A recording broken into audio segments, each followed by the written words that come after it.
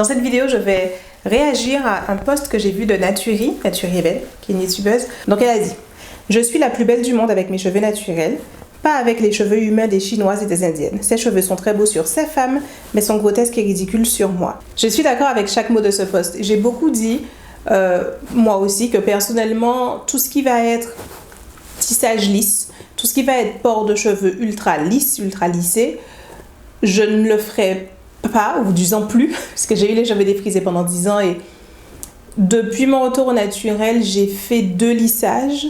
Le dernier étant en 2012 et depuis 2012, j'ai plus jamais lissé mes cheveux et j'ai décidé que je le ferai plus parce qu'effectivement, cette version de moi avec ses cheveux ultra lisses, à plus forte raison avec de faux cheveux ultra lisses, une fois dans ma vie, j'ai fait un tissage lisse, ça correspondait pas. Et je me disais effectivement, mais pourquoi est-ce qu'on irait trouver plus beau ces cheveux-là? Pourquoi on a cette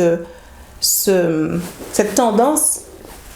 Et quand je dis on, je parle clairement, chacune de vous individuellement n'est pas dans le cas forcément, mais on en tant que peuple, on va dire, on a cette tendance à aller considérer que la beauté vient des autres, que la beauté n'est pas de nous.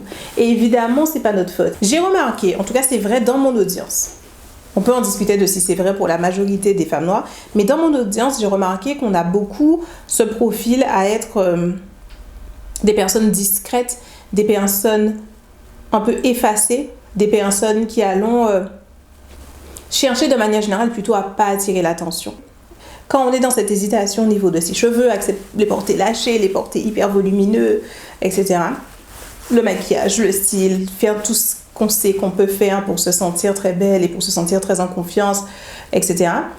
C'est symptomatique du fait qu'on ne le fait pas non plus dans la vie. La même retenue qu'on a sur sa beauté, c'est la même retenue qu'on a dans la vie. Et le lien direct que je fais avec ça et nos cheveux crépus, nos cheveux naturels, c'est que quand on est une femme noire, dans ce monde occidental, même si vous habitez dans un pays à majorité noire, il n'empêche que les canons de beauté qu'on voit beaucoup partout sont des canons de beauté occidentaux. Et donc à plus forte raison si vous habitez dans un pays blanc, dans un pays occidental.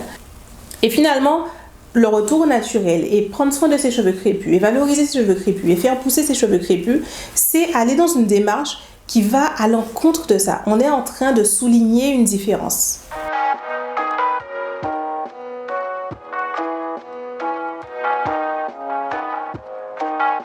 Ça a tout changé. Et je pense que ce serait bénéfique pour tout le monde de faire ce cheminement, de s'occuper de ses cheveux, prendre soin de ses cheveux, faire pousser ses cheveux, avoir de magnifiques cheveux crépus, volumineux, souples, longs, et les porter.